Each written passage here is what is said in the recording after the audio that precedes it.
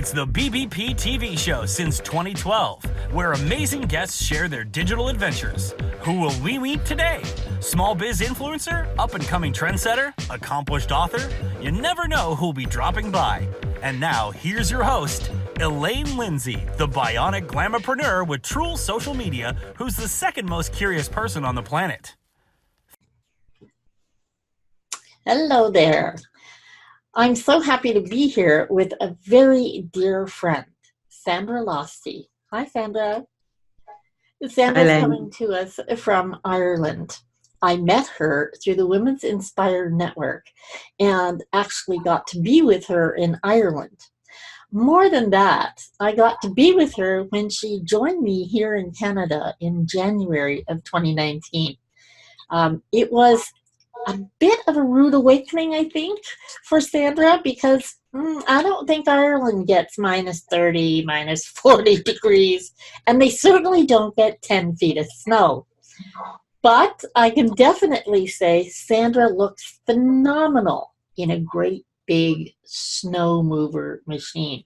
We had her in one of the big ones. Might even put that on the site. It was pretty cool. All that to say, I know Sandra fairly well, I think I can say.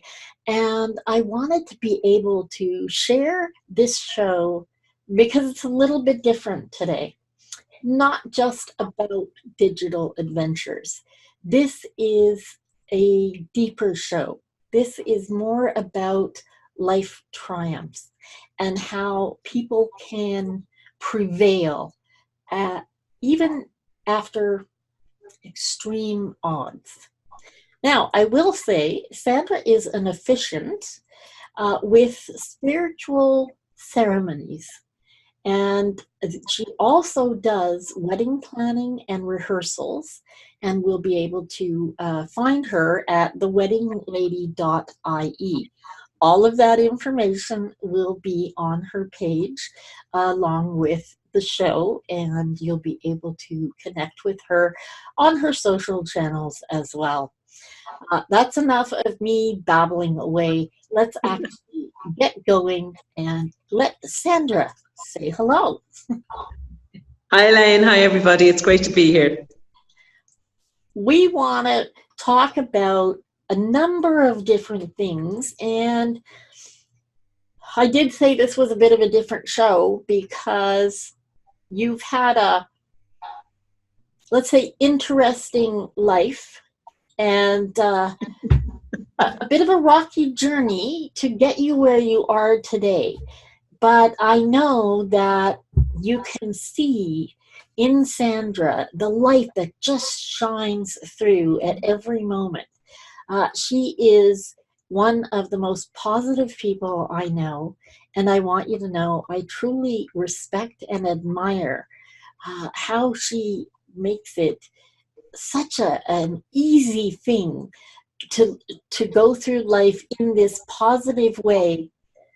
And the fact is, I bet you it's not easy, right? It has its moments, yeah. It has its moments. She can't help but smiling, and I can't help but smile looking at her. Now, we'll get back into some deeper issues, but what I want to talk about right now is, holy moly, lady, you're doing running. I am.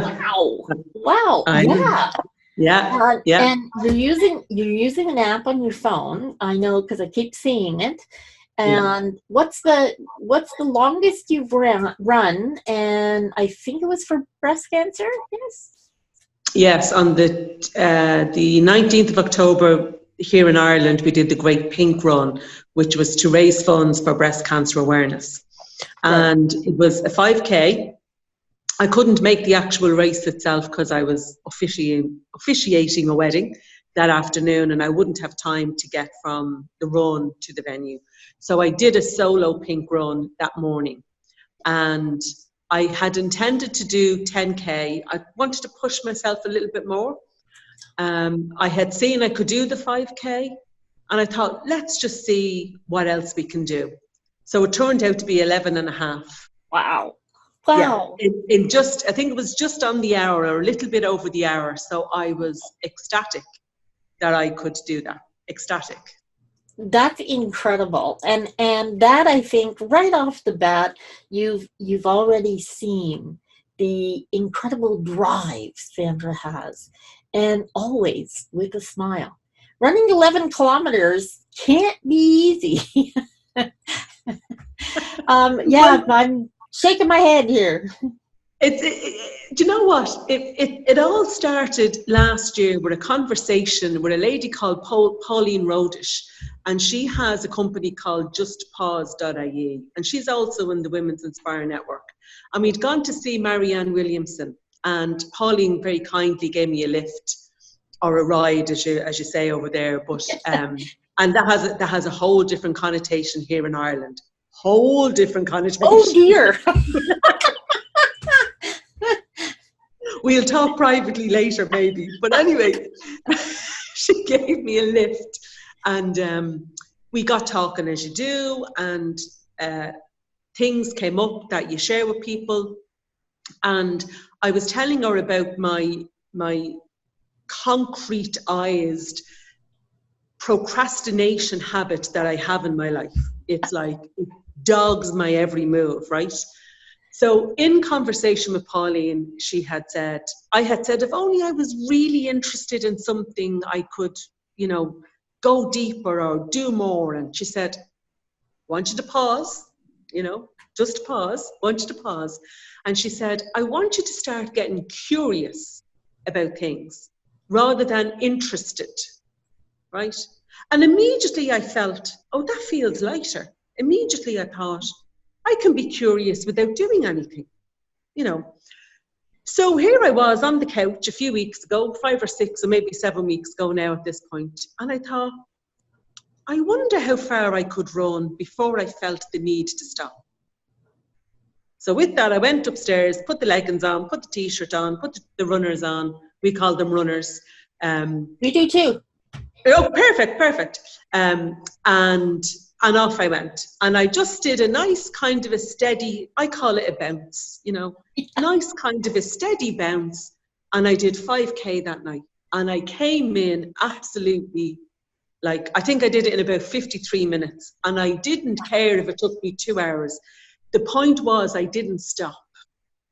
That's what the point was. I kept going. I adjusted the pace. If I felt it was going a little bit too fast or too hard, I slowed it down, but I kept the momentum.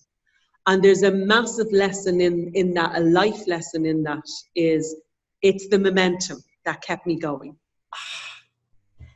That is such a good point.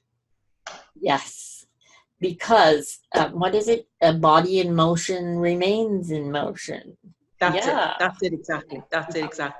And rather than, and again, stuff I would have seen and heard over the years, rather than wait until I felt like I wanted to run, in the running, I got the feeling I wanted to run more.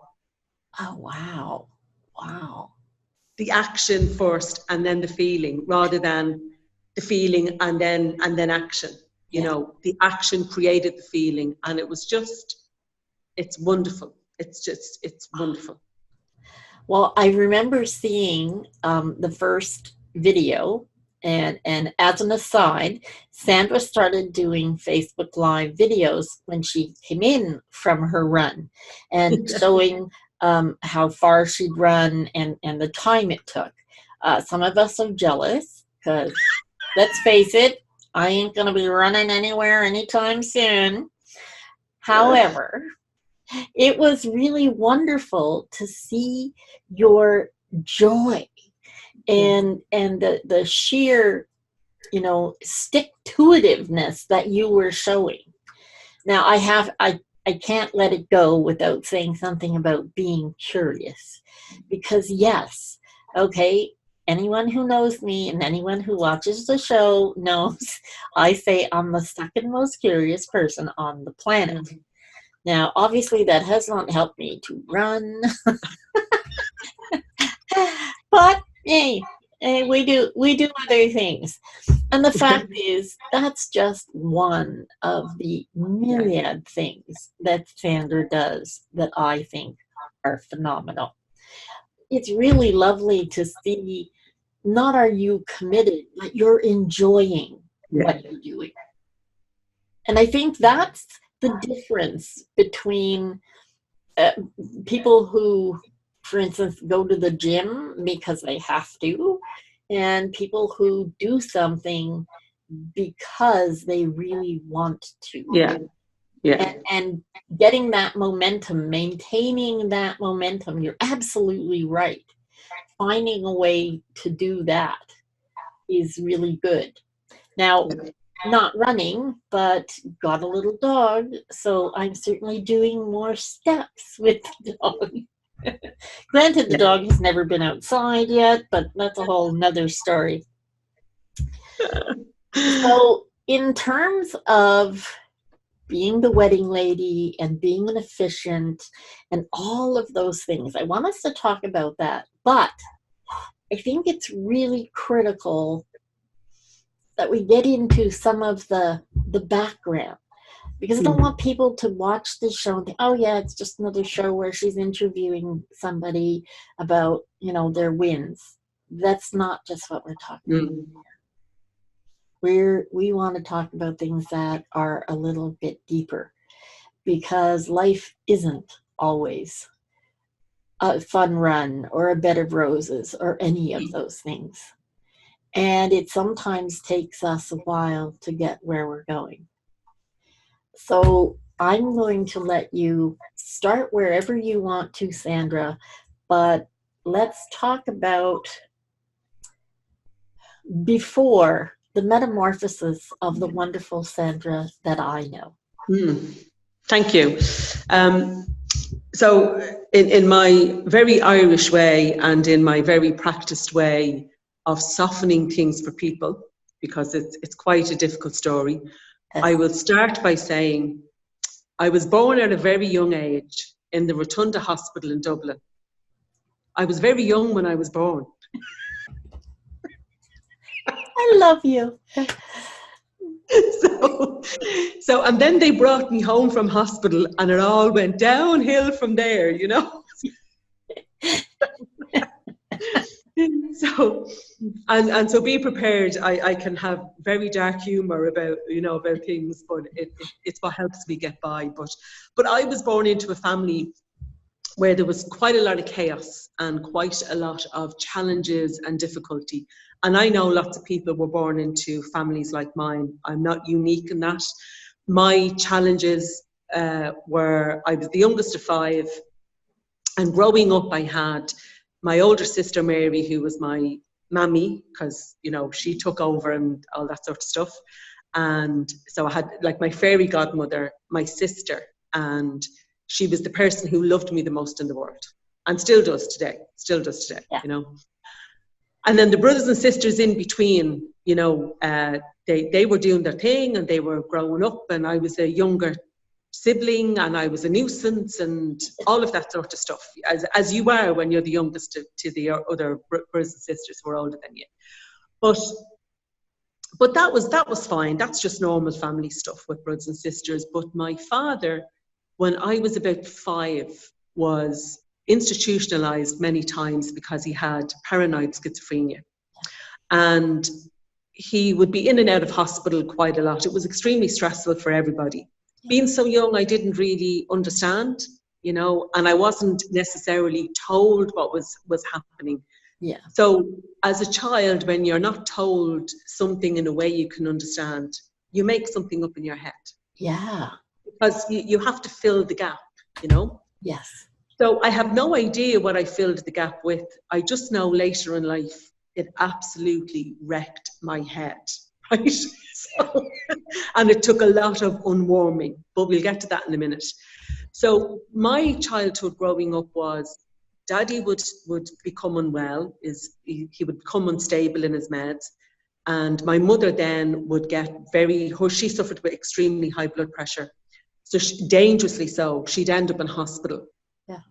And he would end up in hospital. But more often than not, one would be in and one would be out, you know. So I have two memories of my parents being in the same room at the same time for my life, Wow. and that's just how it was. As kids, you adapt, Yeah. you adapt, Yeah. you just do. But my father had, I suppose, quite a lot of demons, or he'd quite a lot of problems himself. He growing up found his mother dead. She had gassed herself. Oh. And he was sent to the shop to buy sausages and spent some of the money. And of course, I'm sure he thought that was his fault. Yeah. So he did a lot of demons of his own family that we, will never find out. But he tried to take his own life several times. In my kind of time that I knew him, I only knew him for 10 years. Yeah, I only knew him for 10 years. So in that short space, he tried to take his own life several times. And the final time, he actually did take his own life.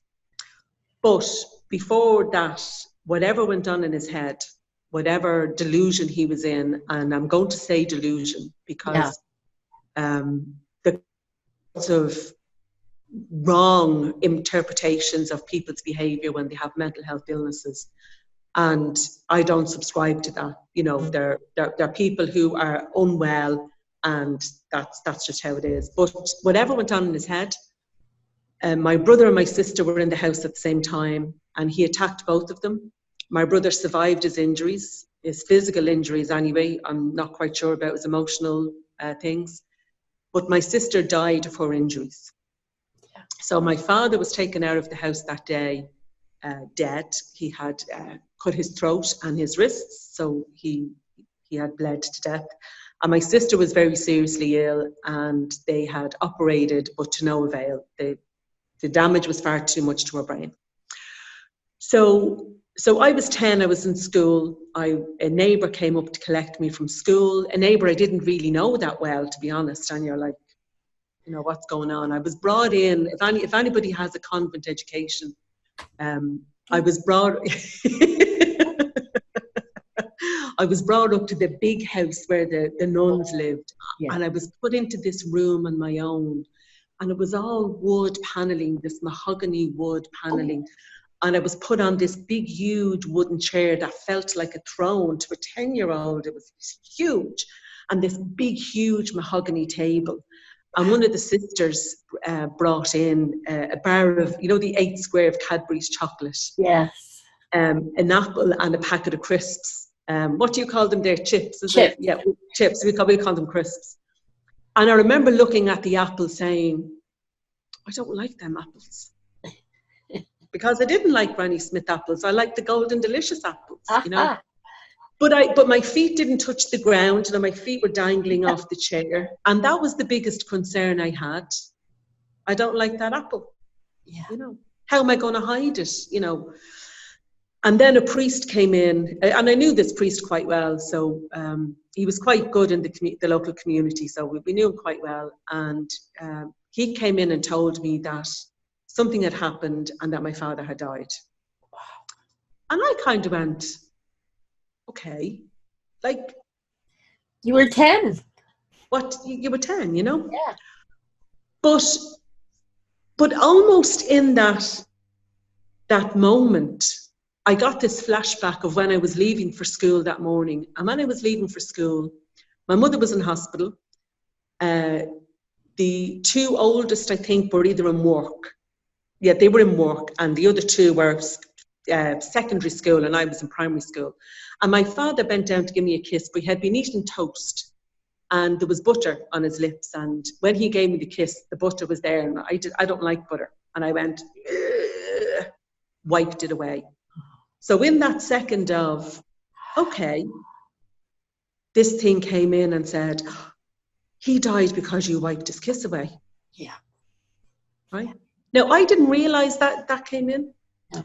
And then the next day when we heard the news that Rita hadn't survived her operation and that they had to turn the life support machine off, my older sister Mary, my fairy godmother, had to make that decision because my mother was deemed unable to make that decision for her own child. So Mary had to make that decision. And when I heard that news, I went, oh my God, Rita died because I wiped that kiss away. Oh my God. Right? Now, if you asked me back then, what was I thinking? I wouldn't be able to tell you. I had no idea. But I didn't realize that until 3 years ago when I turned 50, that this is what was weaving through my life. Yeah. And when I turned 50, I would always say, if Mammy and Rita were still alive, because my mother died when I was 16, I'll tell you that in a second. My mother died when I was 16. And I would always say, well, if Mammy and Rita were alive, I'd be a different person. I'd always say I'd be a better person. Not quite sure why, but I'd always say I'd be a better person. But never once did I say, if my father was alive, I'd be a better person. Right?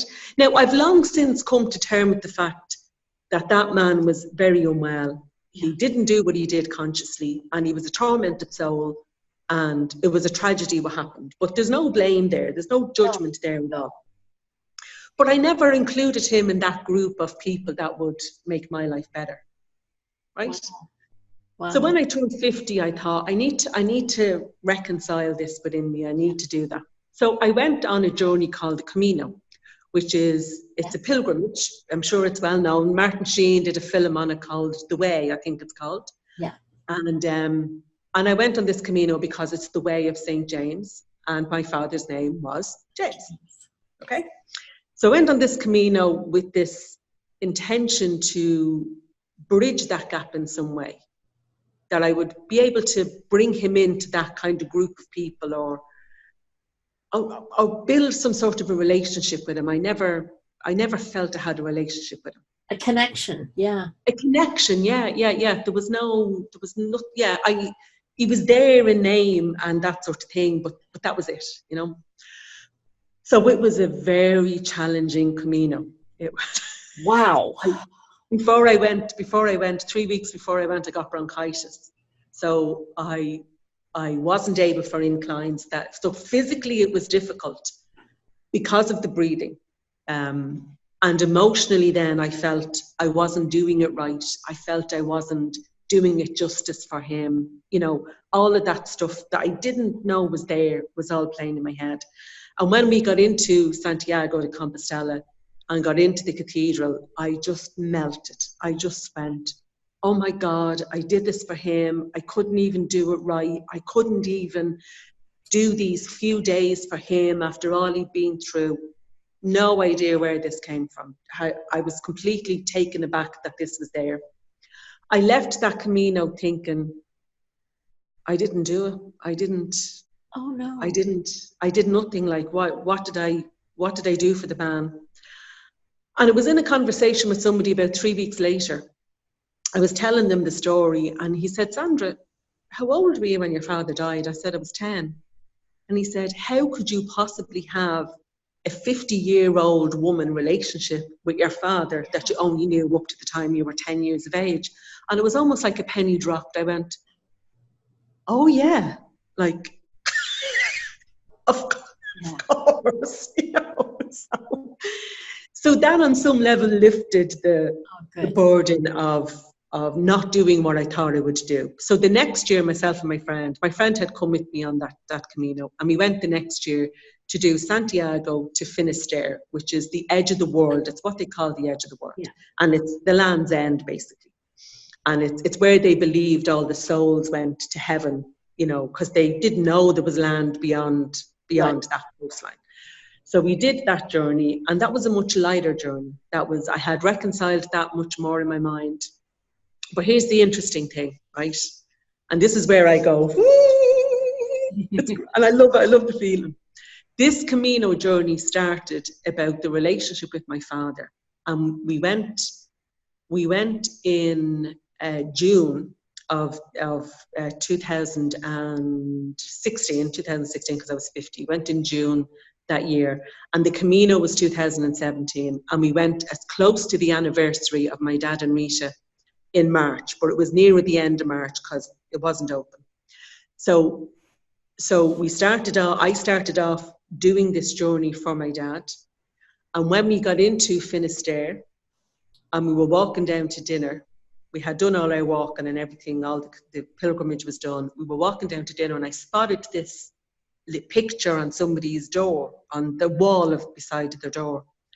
And we hadn't seen any of these on any other door, so it caught my interest. And there was this picture of Saint Rita on this person's wall, and the date that we got into Finisterre was the 4th of April, which is Rita's birthday. Now, I didn't realise that, even in the planning, we didn't realise that that was the thing.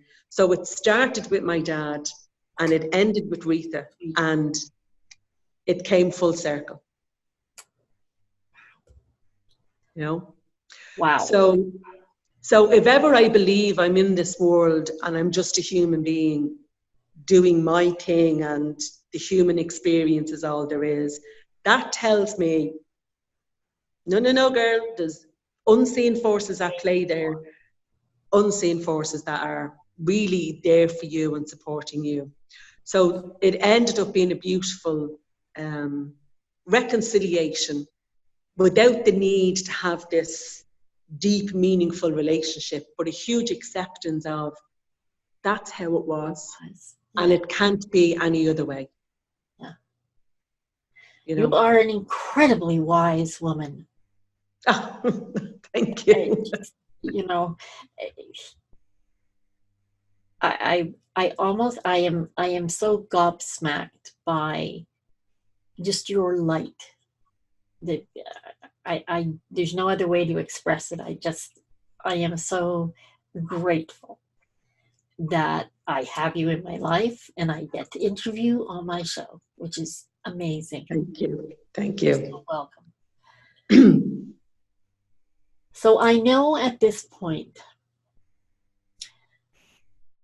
our audience is probably in shock and wondering, okay, there's a lot of time between 10 and 50. And how does this beautiful being who is so positive sit before us? And oh my God, that's a very positive outlook, positive story, positive way to take it from what it was to your reconciliation. But now we're going to go into the more, because we have to have the bad bits in our lives to appreciate the good. And you're so genuine and kind in allowing us to talk about this.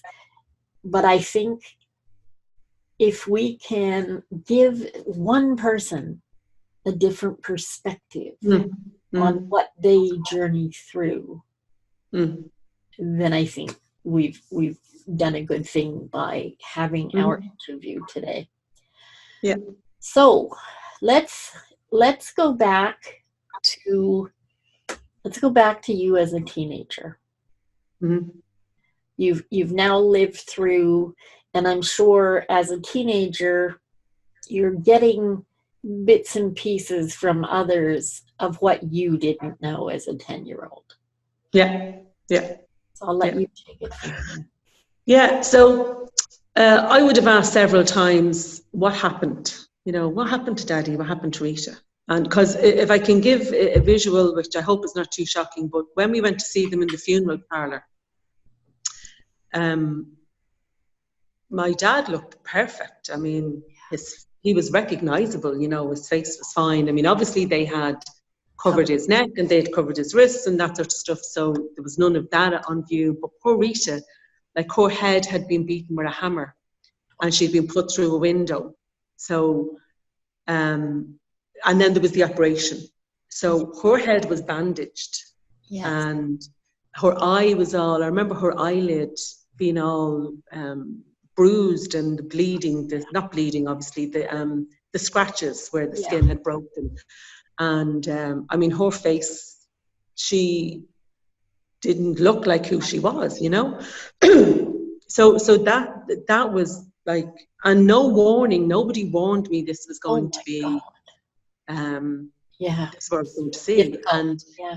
Yeah, and everybody is in their own thing, managing themselves. I mean, looking back on it now, that's what it is. But when I asked, it was always referred to as, oh, it was a tragedy. Oh, it was a terrible thing. And oh, but nobody gave me detail, you know.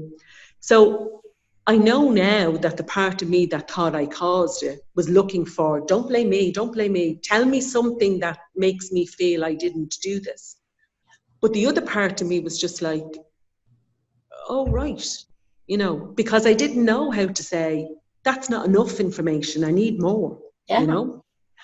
So to this day, I haven't been told specifically the details of it. I've read stuff in newspapers, I've looked back on old newspapers, I heard whispers on the streets. The newspapers were very unkind, very, very, very unkind. Back in 1977, it was all over the news. It was, you know, it was a rare occurrence. It's not so rare now, but it was a rare occurrence then. And they called him all sorts of names and evil, and it was horrendous, like absolutely horrendous. But mostly, Elaine, mostly what was very difficult was the pity that came off people, because nobody knew how to actually support you. Yeah.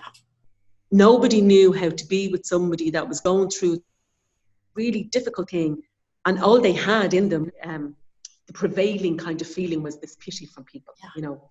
Yeah. So as time went on, I found alcohol very young, very, very young. I found alcohol, and greatest thing ever. And I was a bit of a gob, you know, a bit of a mouth dummy. So even my mother didn't challenge me too much, because I read quite a lot, so I was quite articulate, like, you know, and I could put you down without even saying a word. You know, that was a skill I honed very, very easily, you know. But I found alcohol and completely lived in that life, you know. Found other people who were drinking, had a partner who was drinking, not as much as I was, but it was nearly the same. And basically, from being a teenager, any money I got was spent on alcohol. I counted money in the amount of alcohol that I get. I did jobs that were more likely to get me more alcohol. Everything was counted in, how many bottles, how many nights out, how many this. And within a few, very few short years, like from 16, I was drinking every day. Every day I was drinking.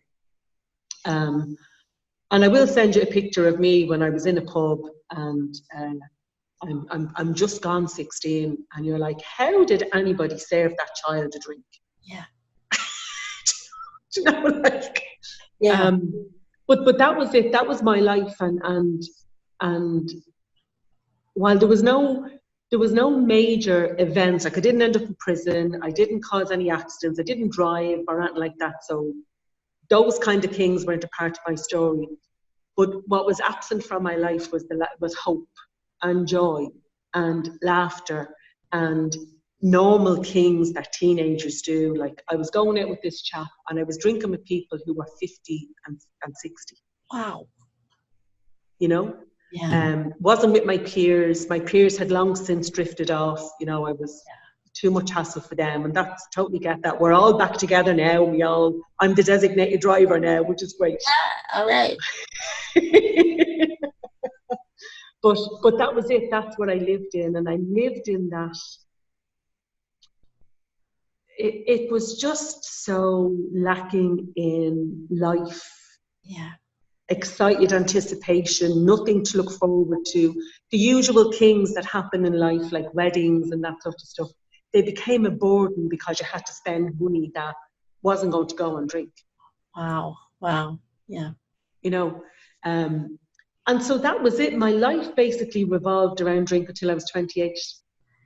And my sister Mary pleaded with me so many times to stop and to cut down, and I'd give her all the promises and never deliver.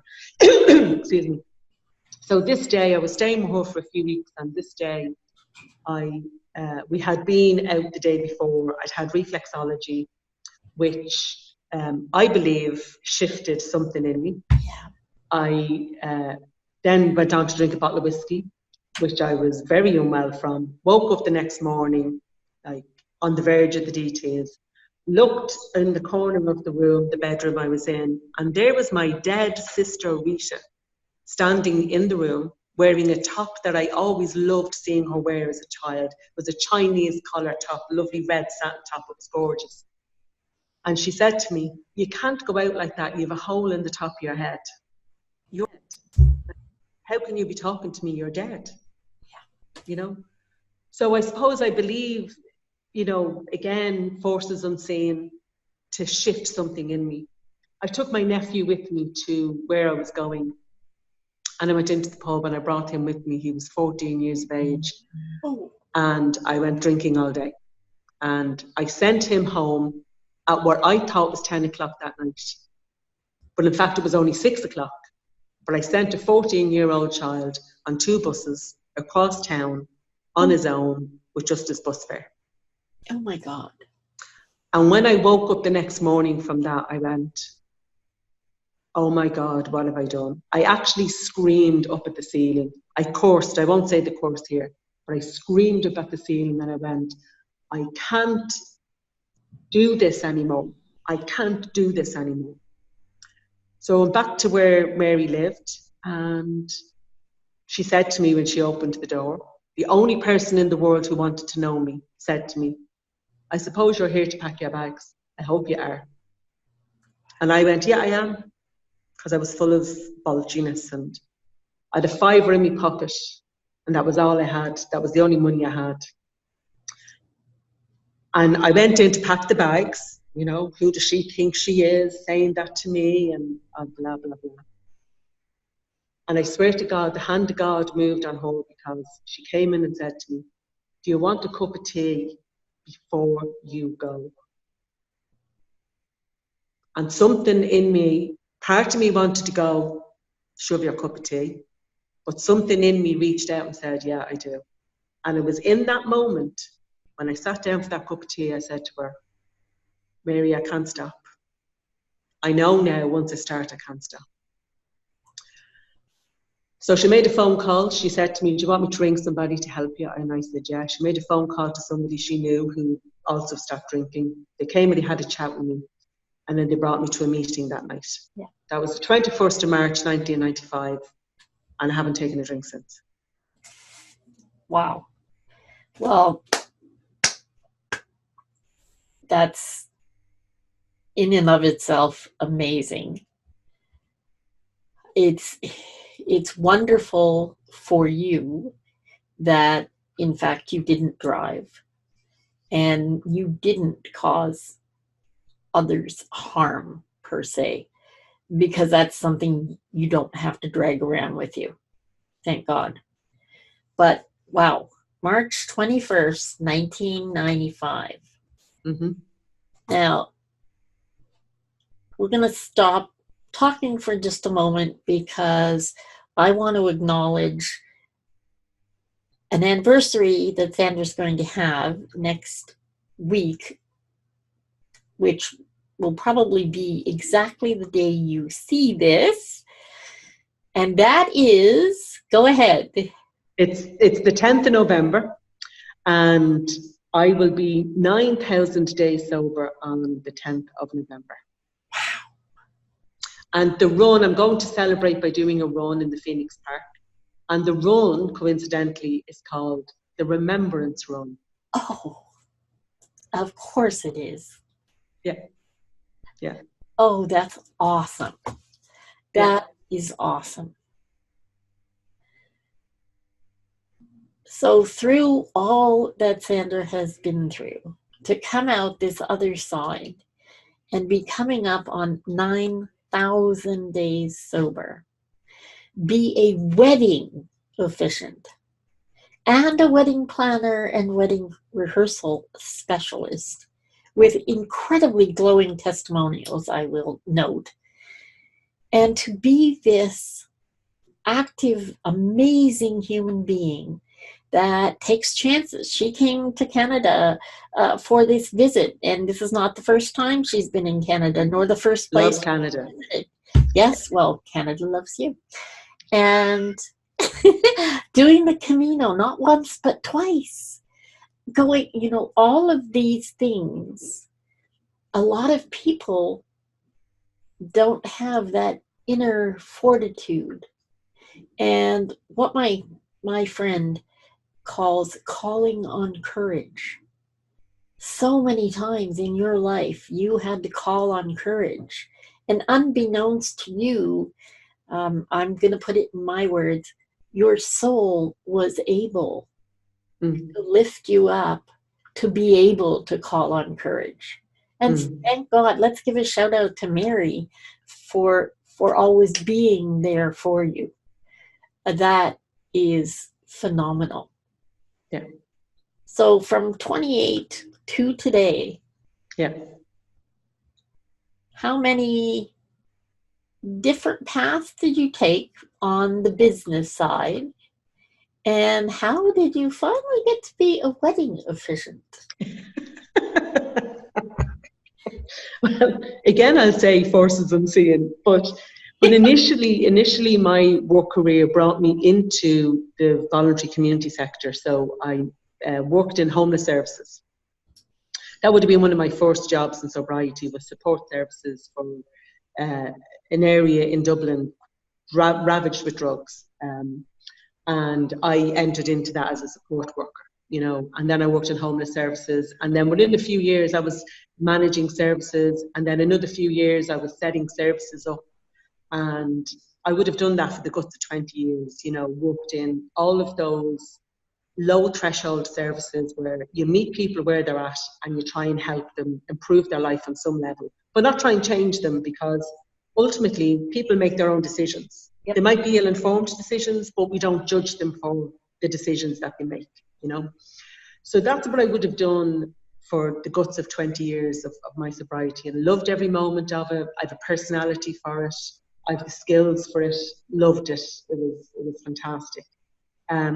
And then somewhere along the line, I suppose I did become more open to understanding the spirit within, and I call it forces unseen, but it is that part of me that nothing can damage. There's no amount of drink can damage this. There's no amount of anybody else's behaviour can damage this. It's the pure part of me and everybody that is, it's that part of me that keeps, it keeps being pulled on, and it talks to me and it whispers to me, and I listen to it. So an opportunity came up to help somebody out. They got a license to marry people with the belief system that they have, which is spiritualism. And being the personality that I am, and not being afraid of being in front of people, I'm a trainer as well. So I'm always in front of groups of people, always having to improv and always having to, you know, make things up as you go along. And also deliver the material, like you have to deliver the material too. But I said, yeah, I'd like to do that as a way of maybe earning a few extra bob and wherever, you know. But I didn't bank on how much I'd love it. You know, I didn't bank on that much. And listening to how people meet, their stories, the forces unseen that bring people together, that keep them together, it just makes you believe the love makes the world go round. It just makes the world go round, you know. And there I am, right in the thick of it, helping people. What to them is the most stressful day of their life, actually help them have the best day of their life, because I can demystify so much, give them a few tips and tricks to, you know, work on, and then be that person for them, that their go-to person, that no matter what they're worried about, they can bounce it off me and it's no problem, you know. And then they'll come back to you and tell you how much they enjoyed their day, but more importantly, how much they enjoyed their ceremony, because that's usually the bit they're terrified of, or they don't, if only we could, you know, if only we could bypass that, or when the ceremony is over, I can enjoy the wedding. And I'm like, no, you can enjoy that part too, you know? Yes. So that's what kept me in there, was, I suppose, helping somebody out, which I'll do if I can. That's not a problem. If I can do something, I'll do it. It's not a big issue. But then I went, oh my God, I love this. I just love this, you know. So here I am. I've been doing that since 2011, and kind of brought the wedding planning piece in a couple of years ago. And the wedding rehearsal I've been doing since 2012, because I recognised people don't do a rehearsal. No. They might do it with the church, but even that, it's very limited to what they cover. Where I'm more about the detail I go into at the wedding rehearsal is, how do you personalise it, really truly personalise it? And what are those niggling questions like, who goes first, who stands where does me mommy sit, mum and dad are not together anymore, what do we do here? And I'm the person that helps them to tease all of that out, you know. And of course they get a walk down the aisle or a lovely bouquet and a veil, so they get a feel of what needs to happen on the day, you know. And it's great fun. It's great fun. Yeah. Oh, yeah. Absolutely. Absolutely. Yeah. Well, and what a wonderfully joyful position to be in, that, you know, you're with people on one of the most amazing days in their lives, and you get to be a part of it. Yeah. And that's an absolute blessing. And I believe you definitely have the temperament for it. Yeah. Which is great. And in terms of all of the other bits, I know that you, like me, believe in, you know, always giving it another try, always going forward, never giving up. And I like forces unseen. I really like that. That's a nice way of putting it. Well, forces unseen, the universe, the God, if that's what you call it, all of those pieces are all part of that tapestry that, you know, we're woven into.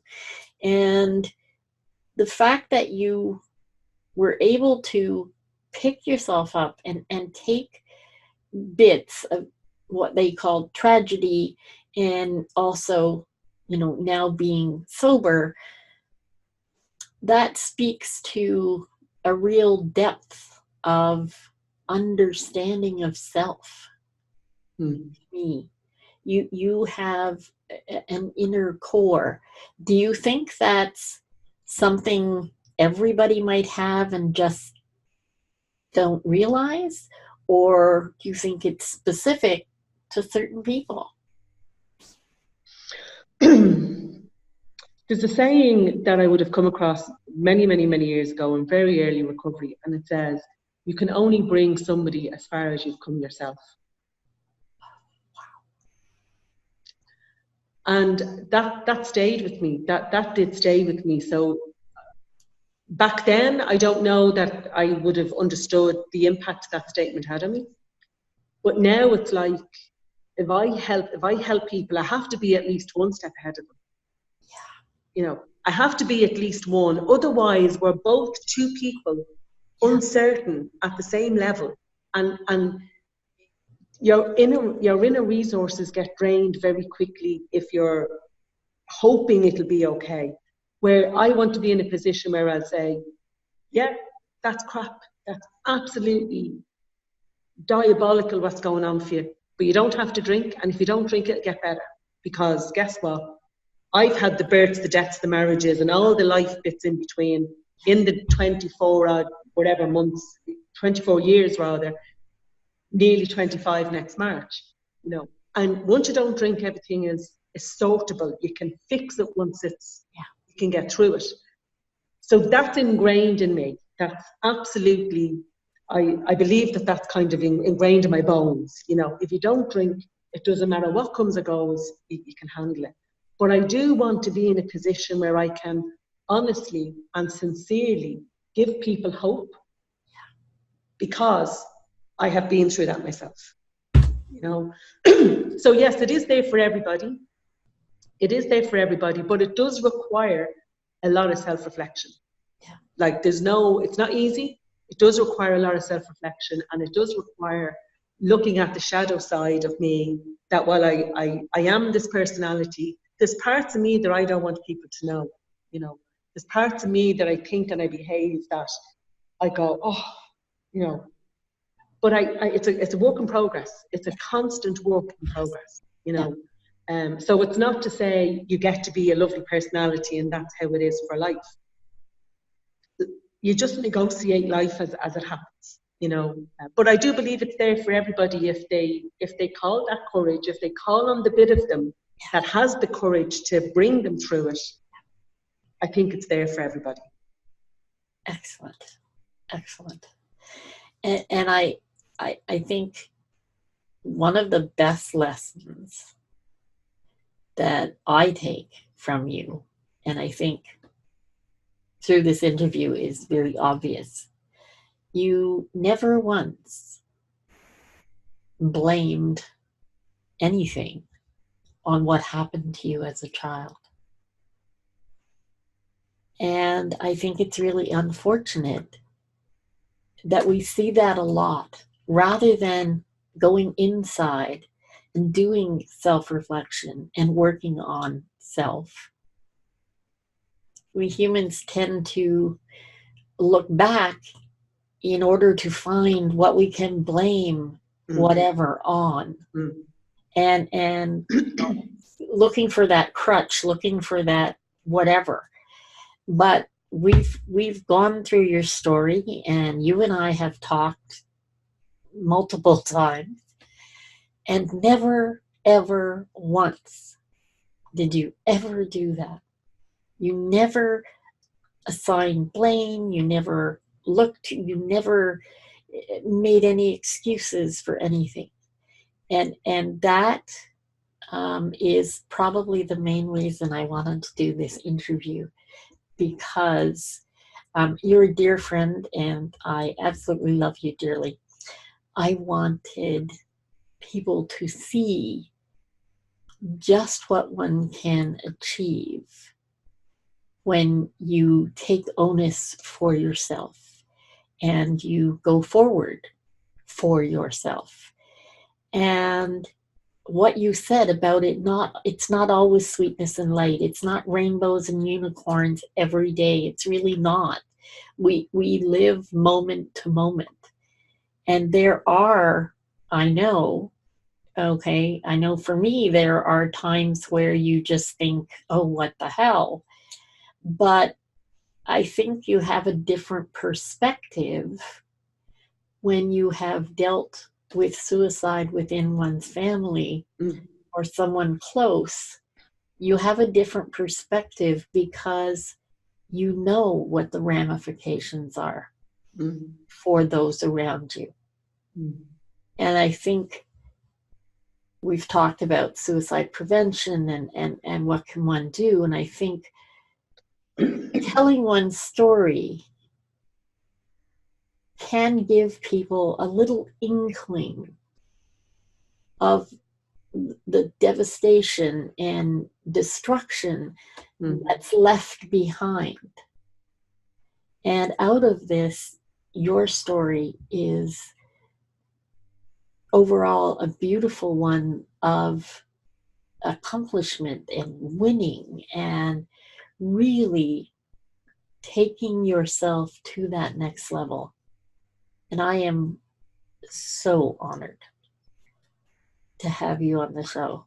And I really hope that you get what you need out of this show, because I think there's a huge amount there for each and every person to understand that they have deep inside an innate strength to try and take themselves forward, that little bit of hope. And there are times where, as we know, it may not be enough, but always trying, I think, is what's important. So in closing, I'm going to ask you to leave our audience with a little something that either a daily practice you have or some little tip or trick that they can implement in their lives, personal and or business. And off you go. Well, it's interesting you said there that I didn't let this, what happened as a child define me. And I did for a number of years, but that was very much associated with the drinking life and keeping that inability, not having the skills or the desire or getting something out of blaming the situation. You know, there was a lot of attention, a lot of drink. People fed me a lot of drink because, oh, she deserves a drink, you know. But I think, there was a huge benefit to that, like in that context, everything in its context, you know. But I think the word define is something that I look at constantly. When situations arise or something from the past comes back and it kind of ambushes me, I'm like, that is the question I ask myself. Do I want that thing to define me? And invariably the answer is no. Good to know. Good to know. No, not today. For any Game of Thrones fans out there, what do we say to the thing outside of us that's wanting to kind of ruin our lives? Not today, you know. I like that. I love it. But it is that thing. It's like, it's an experience. It's seeing whatever is happening as an experience, and then seeing how I can either help this to help other people, because my next path, I still love the weddings. That's very much still part of my life.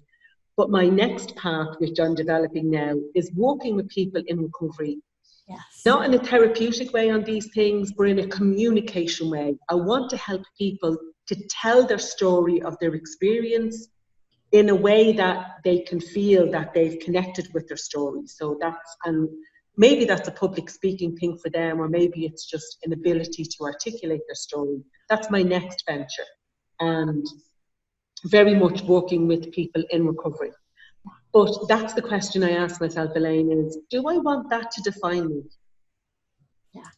And it's like when I stopped smoking, I looked at the stick and I went, that thing is controlling me? No.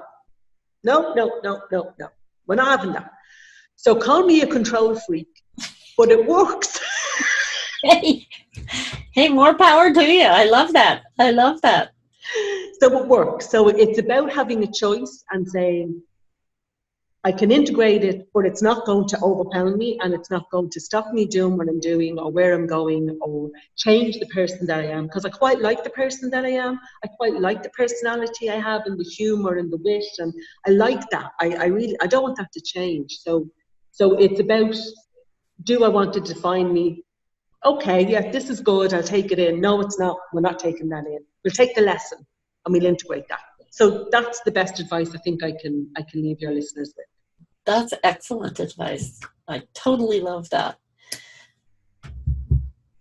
This has really been my favorite time, because we were able to really look deeply through a life well lived. And I can't wait to see what you do next. I really can't.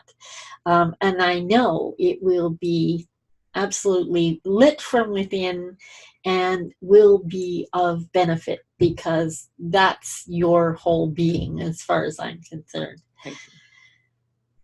I'm, as usual, Elaine Lindsay, and this has been BBP TV show. It was wonderful to have you with us. My guest, Sandra Losty, you can find her details and her theweddinglady.ie site online, and all of that information and links will be on the website. Until next time, make your day amazing, and I look forward to seeing you soon. Bye.